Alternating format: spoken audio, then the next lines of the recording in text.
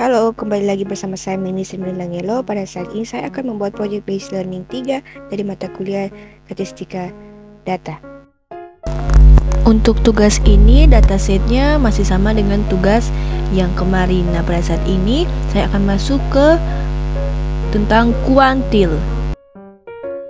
Nah, di sini untuk mencari median atau 50% dari data, nah, kita akan menggunakan dengan pandas. Nah, di sini kita menggunakan metode dot quantile. Nah, sedangkan untuk Q sama dengan 0,5 itu adalah bagian dari 50% yang akan kita cari. Nah, di sini saya akan mencoba running.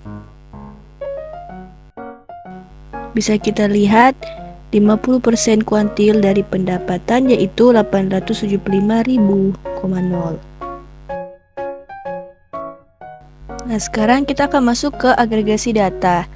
Nah, di sini kita akan menambahkan NumPy ya.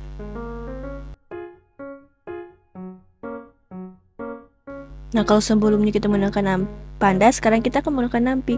Nah, di sini di mana metodenya kita taruh di depan ya, np.quantil. Dan juga taruh untuk pembagian persennya ada di belakang ya. Masih sama dengan di atas. Kita running dan kita lihat, nah di sini hasilnya tetap sama, tapi yang hanya membedakan metode atau membedakan pandas dan NumPy-nya ya. Yang atas itu adalah pandas dan yang bawah itu adalah NumPy. Nah, saat ini kita akan menghitung rata dan median pendapatan dan harga dari tiap produk. Nah, di sini karena kita akan mencari pendapatan dan harga, kita tambahkan di dalam tanda mutlak itu pendapatan dan harga. Dan jangan lupa tambahkan metode.agg. Dan juga kita harus menambahkan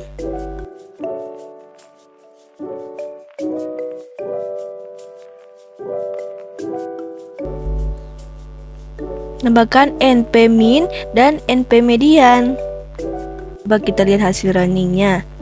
Nah, di sini langsung karena kita menambahkan min dan median, nah jadi dia langsung menghitung ya. Nah, berikut ini kita akan menghitung rata dan median pendapatan dan harga dari tiap produk. Nah, di sini kita tambahkan pendapatan, harga, dan produk.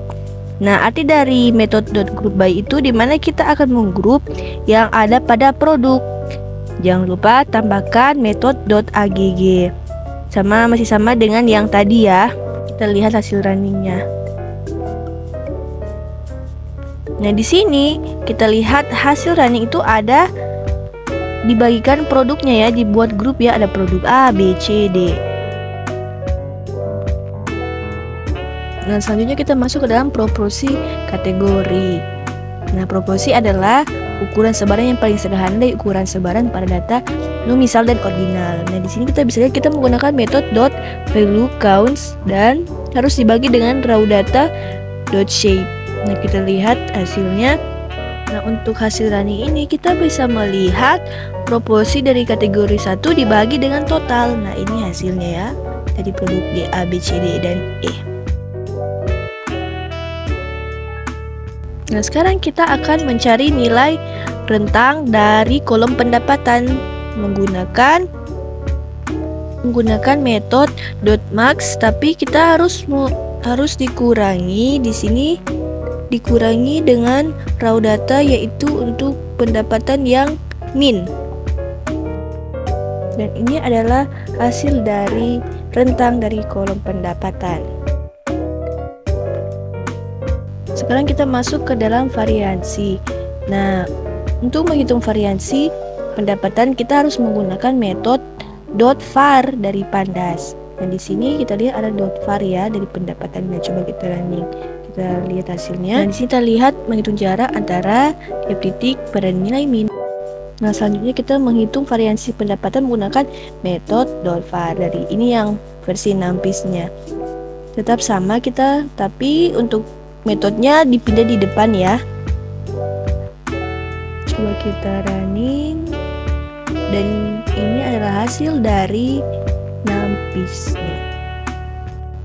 Nah, sekarang kita masuk dalam menghitung variansi pendapatan menggunakan metode .var dari pandas. Nah, di sini kita langsung ganti dengan menggunakan metode .var tapi ada DDOF sama dengan nolnya ya.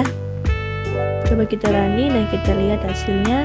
Nah, di sini hasilnya masih sama dengan yang sebelumnya. Kalau sebelumnya yang di atas itu adalah Nampis dan ini kita menggunakan Pandas.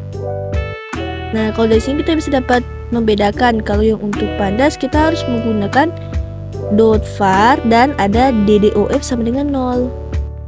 Nah, sekarang kita lanjut ke deviasi. Nah, sekarang kita akan menghitung deviasi baku sampel pendapatan menggunakan metode STD dari Pandas.